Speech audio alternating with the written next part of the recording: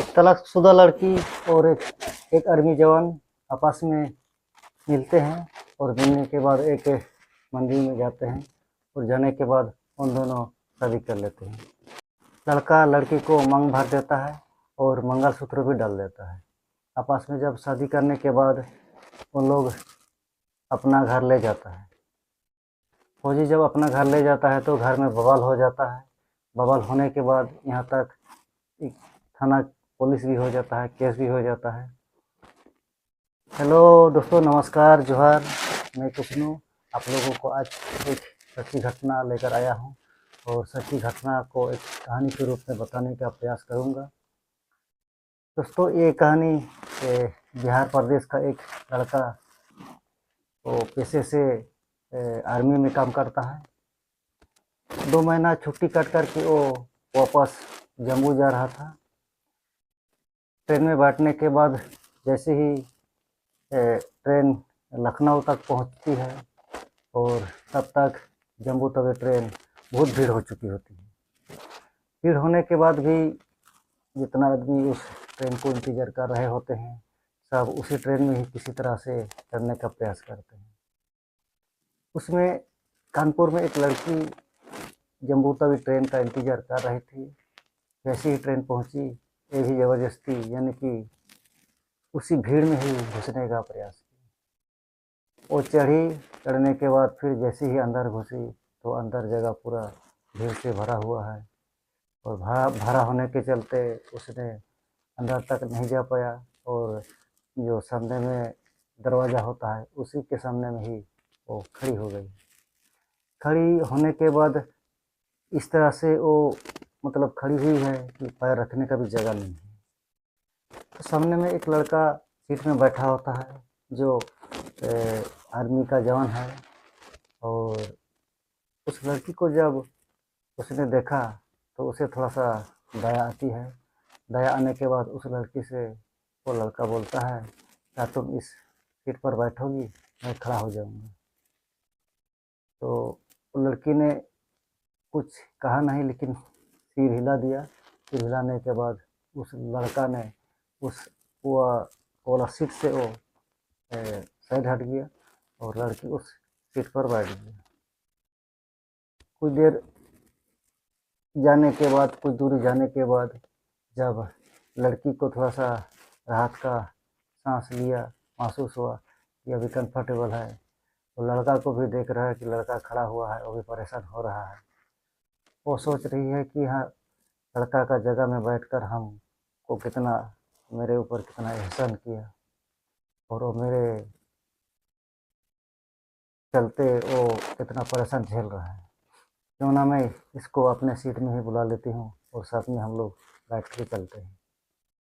तो कुछ दूरी जाने के बाद लड़की ने उस लड़का से कहा, आप भी आइए, इसी सीट पर दोनों बैठ जाते हैं। तो लड़का को जैसे इसका आवाज़ सुनाई देता है, देने के बाद वो भी उस सीट पर दोनों साथ साथ में बैठ जाते हैं। बैठने के बाद दोनों आराम से एक दूसरे का मोबाइल मतलब अपने अपने मोबाइल उन लोग देख रहे थे। कुछ दूरी जाने के बाद माँ ने उस लड़के से पूछना शुरू कर देता है, तुम कहाँ जा रहे हो? तो वो लड़का ने जवाब दे दिया कि मैं फौजी में काम करता हूँ, जो मेरा पोस्टिंग है वो जम्मू में है और हम लोगों का घर है बिहार और वहीं से मैं अभी 2 महीना छुट्टी कट करके ही आ रहा हूँ। उसके बाद फिर जो फौजी होता है उसका नाम होता है अरविंद। अरविंद ने भी रीमा से पूछने लगा कि तुम कहाँ जा रही हो? तो रीमा बोली कि मैं दिल्ली जा रही हूँ। फिर आगे अरविंद ने पूछा, तुम्हारा घर में परिवार में कौन कौन है? तो रीमा ने बताया कि हम लोगों का घर वैसे तो दिल्ली में भी है और कानपुर में भी है, दोनों जगह है। दिल्ली में मेरा मम्मी और पापा दोनों रहते हैं, तो मैं कानपुर से अभी दिल्ली जा रही हूँ। और एक मेरा बहन है जो लखनऊ में सदी हुई है। इतना कहने के बाद लड़की थोड़ा चुप हो जाती है। फिर लड़का से आगे उसको पूछना शुरू कर दिया, क्या तेरा शादी हुई है कि नहीं हुई है।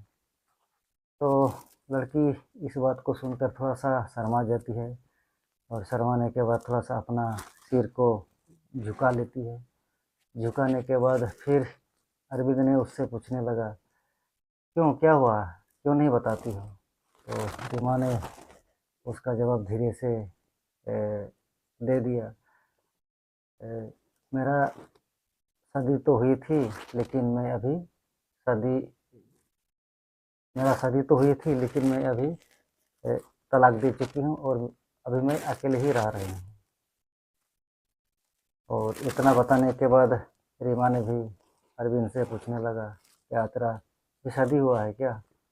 तो अरविंद ने कहने लगा, अभी तो मेरा शादी नहीं हुई है और 2-4 महीना में सोचेंगे, अगर अच्छा लगे लड़की मिलती है तो मैं शादी करने के लिए मन बना रहा हूँ। इस तरह बातें करते करते उन दोनों कब दिल्ली पहुँच गया उन लोगों को पता ही नहीं चला। तो दिल्ली जैसे पहुँचती है तो लड़की उस ट्रेन से उतर जाती है। उतरने के बाद जैसे ही लड़का उसको दरवाज़ा तक देखने निकलता है और निकलने के बाद उसको बाय बाय कर देता है। दोस्तों, जब ट्रेन में उन लोग थे उसी समय ही अपना नंबर उन लोग एक्सचेंज कर लिए थे, यानी कि फ़ोन नंबर आदान प्रदान हुए थे।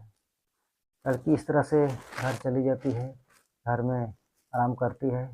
2-3 घंटा आराम करने के बाद पता नहीं उसको जब फ़ोन देख रही थी कैसे जो याद आ गई कि एक दोस्त है जो कि मिले हुए थे ट्रेन में, वो नंबर दिया हुआ है, चलो ना एक बार हम ट्राई करते हैं, कॉल उठाता है कि नहीं उठाता है।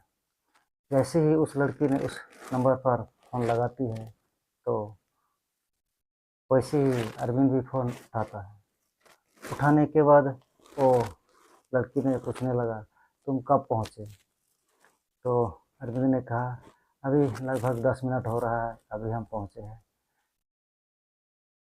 पहुँचने उसके बाद उन दोनों का बातचीत सिलसिला जारी रहा। कम से कम आधा घंटा बातचीत करने के बाद लड़का ने कहा, रुको अभी तो हम पहुँचे हैं, थोड़ा नहा धो लेते हैं, ड्रेस फ्रेश हो लेते हैं और टाइम मिलेगा तो फिर से हम कॉल बैक करेंगे। जो शुरुआती दिन था उसी दिन में इतना ही उन दोनों का बातचीत हुआ। फिर 2-3 दिन उन दोनों का बात नहीं। मन मन में लड़की सोच रही है लड़का शायद फ़ोन करेगा, लेकिन 2-4 दिन के बाद भी लड़का फ़ोन नहीं करता है। तो एक इतवार का दिन होता है जो संडे का दिन, उस दिन फौजी का छुट्टी था। तो छुट्टी होने के कारण उसने उस लड़की को याद किया और उसने फ़ोन किया। फ़ोन करते करते उन दोनों में इस तरह से बातचीत चलता रहा। आपस में उन दोनों का एक प्यार का इजहार भी हो गया। और उन दोनों आपस में प्यार करने लगे। अभी ऐसा हो गया कि उन दोनों अगर एक दिन बात नहीं करेंगे तो ऐसा लगता है कि मानो कुछ कम बाकी रह गया जैसा। सुबह जब उठते हैं तो गुड मॉर्निंग, शाम को फिर सोते हैं तो गुड नाइट, इस तरह का उन दोनों का चलता रहा। लगभग इन लोगों का बातचीत 6 महीना तक चला और बातचीत करते करते एक दिन लड़का ने लड़की से बोलना शुरू कर दिया, यानी कि अरविंद ने रीमा से बोलना शुरू कर दिया, मैं और तेरे बिना रह ही नहीं सकता, मैं तुमसे मिलना चाहता हूँ, अब कहो कि हम कहाँ मिलेंगे। तो लगभग 6 महीना तक बातचीत तो हो चुकी है, लेकिन लड़की भी अभी मन ही मन सोच रही होगी कि वो भी शायद मिलना चाहती होगी। तो उसने तुरंत ही जवाब दे दिया कि हाँ, हम भी मिलेंगे ज़रूर, क्यों नहीं। तो लड़का और 1 महीना छुट्टी लेके आता है। आने के बाद लड़की से उन दोनों आपस में मिलते हैं और मिलने के बाद उन दोनों कानपुर में एक होटल होता है, उस होटल को वो लोग बुक करते हैं। एक रात के लिए उन दोनों रहते हैं। रहने के बाद फिर वो लोग जब होटल से निकलते हैं दूसरा दिन, तो उन लोग आपस में, मतलब इधर अरविंद बिहार आने के लिए वो रेडी हुई थी और इधर जो रीमा है वो तो कानपुर की है, लेकिन वो भी जा रही होती है। कुछ दूरी जाने के बाद रीमा, अरविंद को पता नहीं कैसा लगा उसके दिल में। फिर उस रीमा को उसने कॉल करके बुला लिया, मत जाओ, तुम वापस रिटर्न आओ। तो कुछ देर जाने के बाद फिर रीमा वापस रिटर्न आ जाती है उस स्टेशन पर, और उन दोनों फिर आपस में बातचीत करते हैं। फौजी का अरविंद कहता है कि क्यों ना और 2 दिन हम लोग किसी होटल में रुकते हैं। तो कुछ देर बात करने के बाद रीमा भी बोलते हैं, मैं भी तो चाहती हूँ कि और 2 दिन हम लोग रुकते तो बहुत अच्छा रहता, लेकिन और 2 दिन रुकेंगे तो खर्चा वहाँ बढ़ जाएगा। तो लड़की ने एक तरकीब सोची, लखनऊ में मेरा दीदी रहती है, दीदी और जीजा, उन दोनों के अलावा वहाँ कोई नहीं रहता है, क्यों ना हम दोनों वहाँ ही चल जाते हैं। इस तरह से बातचीत उन दोनों की, बातचीत करने के बाद उन दोनों लखनऊ चले जाते हैं दीदी के पास। दीदी के पास उन लोग लगभग 8-10 दिन तक रहे, पति पत्नी की तरह उन दोनों साथ में रहे। इसलिए उन लोग, उसका दीदी कोई उससे एतराज़ नहीं किए कि पहले भी वो जान चुकी थी कि मेरा बहन जो है एक फौजी लड़का से बात करती है, वो उसे प्यार भी करती है और उससे शादी भी करना चाहती है। 8 दिन रहने के बाद फिर उन लोग दिल्ली चले जाते हैं। दिल्ली चले जाने के बाद 8 दिन रहने के बाद उन लोग दिल्ली चले जाते हैं। दिल्ली चले जाने के बाद वो लोग एक किराया का कमरा ले लेते हैं, लगभग 10-15 दिन रहने के लिए। किराए का कमरा जब उन लोग लिया तो 15 दिन तक उन लोग आपस में पति पत्नी की तरह रहे। उसी बीच में लड़की ने लड़का से कहा, तुम अगर सही में चाहते हो तो मुझे शादी कर लेना। तो आपस में राजी करके एक दिल्ली में एक मंदिर में उन दोनों का शादी हो जाता है। लड़का लड़की को मांग भी भर देता है और उसका गले में मंगलसूत्र भी डाल देता है। इसी तरह से उन दोनों का और 2 दिन उसी किराया के कमरे में ही रहे। तो लड़की ने लड़का से कहा कि, यानी कि रीमा ने अरविंद से कहा, हम लोग अभी यहाँ और ज़्यादा दिन नहीं रुकेंगे, आपके घर ही हम लोग चलते हैं। तो लड़का अपना घर उसको लेके जाता है भी है। शुरुआती में तो लड़का को बहुत डर लग रहा था, क्योंकि अगर घर में लेके जाएगा तो मम्मी पापा से डांट पड़ेगी, इसलिए उसने अपना घर ना ले जाके दूसरा एक कहीं अपने दोस्त के घर में वो लोग रह रहे थे। लड़का घर गया, घर जाने के बाद 2 दिन रहा, उसके बाद दोस्तों के पास आया। इस तरह से कम 15 दिन बीता। 15 दिन बीतने के बाद पता नहीं घर वाला को कैसा पता चला कि लड़का शादी कर लिया है। इतने में बवाल खड़ा हो गया। लड़का का पिताजी माताजी लड़का को बहुत डांटा फटकारा और गाली गलौज भी किया। इसी का बात को सुन के उन लोगों को पहले में ही भनक लग चुकी होती है, इसीलिए उन लोग दूसरा जगह एक लड़की को ढूंढ लिए होते हैं, जो 20 लाख रुपया दहेज देने के लिए उन लोग भी राजी हुए होते हैं, क्योंकि दूसरा जगह उन लोग शादी भी करवाना चाहते हैं। तो लड़की जब किसी किराए का घर किसी दोस्त के घर में रखे होते हैं, तो उसके बाद लड़का उसके पास जाना भी नहीं चाहता है, नहीं जाता है तो लड़की पूछ पूछ करके उसके घर पहुंच जाता है।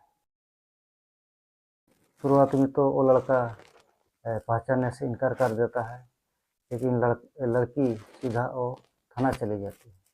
थाना में जाने के बाद फिर पुलिस आते हैं। पुलिस आने के बाद लड़का से पूछताछ करते हैं। तो लड़का इसको पूछताछ करने के बाद जब उसे बोलते हैं कि ये कौन है, इससे आप शादी किए हैं क्या? शुरुआती में तो वो बोलता है कि मैं इससे शादी नहीं किया हूँ। जब पुलिस वाले थोड़ा सा सख्ती से उससे बातचीत करना शुरू कर देता है तो लड़का ने हाँ मान लिया।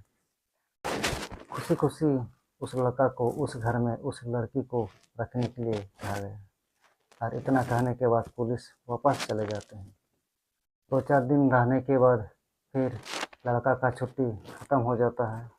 तो उसने लड़की को बताया, हम लोग यहाँ नहीं रहेंगे, अगर हम दोनों यहाँ रहेंगे, मान लिया हम चले जाएंगे तो आप यहाँ रहेंगे तो आपको घर वाले सबको टॉर्चर करेंगे, परेशान करेंगे। इसलिए उसको भी अपना जहाँ काम करते हैं जम्मू में वहाँ ले जाने का फैसला किया। छुट्टी का 2 दिन पहले उन दोनों आपस में बातचीत किया। सारा कुछ उन लोगों का जितना सामान है, बैग हुआ, अपना जो सामान रहता है सब कुछ बैग में पैक करते हैं। पैक करने के बाद उन दोनों चल देते हैं। ट्रेन पकड़ते हैं। ट्रेन के साथ ट्रेन में दोनों बैठ जाते हैं और फिर जम्मू की ओर, वही जम्मू तवी वाला ट्रेन से ही उन लोग चलने लगते हैं। जैसे ही दिल्ली स्टेशन पहुंचती है तो लड़का पानी पीने के बहाने से उतर जाते हैं और उतरने के बाद वो कहीं गायब हो जाता है। लड़की इंतज़ार करती है कि लड़का कब आएगा, लड़का कब आएगा, लेकिन ट्रेन जब चलती है तो अगल बगल लड़की देखती है, लेकिन लड़का कहीं भी नहीं। ट्रेन चलती रही, लेकिन जम्मू तक पहुंच गई। वहाँ वो लड़की उतर जाती है और इधर लड़का यानी कि अरविंद का कोई अता पता नहीं चल रहा था।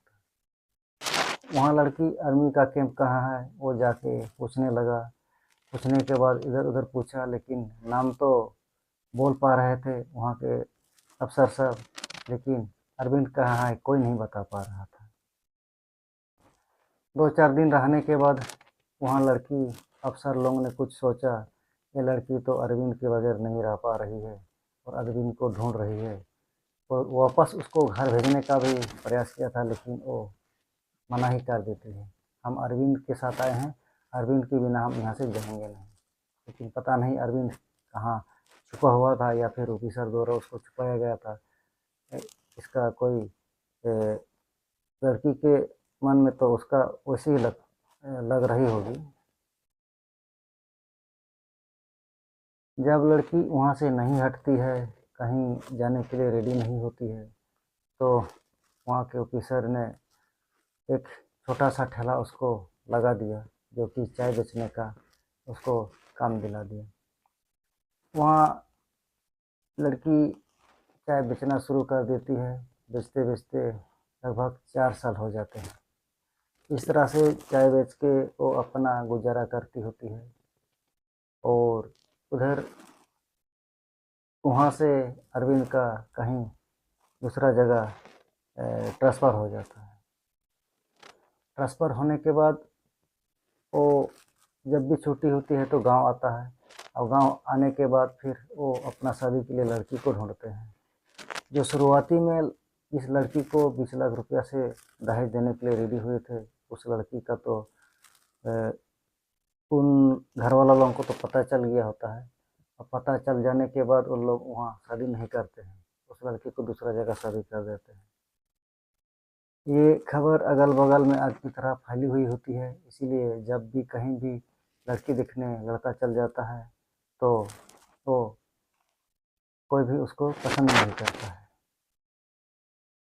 तो थक हार कर परेशान होकर 4-5 साल हो गया, लेकिन उसका शादी अभी तक किसी के साथ नहीं हो पा रहा था। लड़का जो अरविंद होता है वो ड्यूटी करते करते एक दिन सोचा, मेरा तो अभी 4-5 साल गुजर गया, अच्छा खासा पैसा भी आ गया, और कहीं भी हम जाते हैं तो शादी करने के लिए कोई राजी नहीं होते हैं, पता नहीं क्यों। वो जो पहले रीमा नाम का लड़की होती है, वो जो चाय बेच रही होती है, मन में वो अरविंद ने सोचा क्यों ना मैं उसी से ही मिलूं और उसी से ही दोबारा शादी करूं। लेकिन जैसे ही उसने ये बारे में सोचा तो उस लखनऊ आए, जहाँ वहाँ दीदी रहती है, और दीदी से उसने पूछा कि आपका भांजो कहाँ पर है। लेकिन लखनऊ में जो दीदी होती है उसको भी पता नहीं रहता है कि कहाँ वो लड़की चली गई है।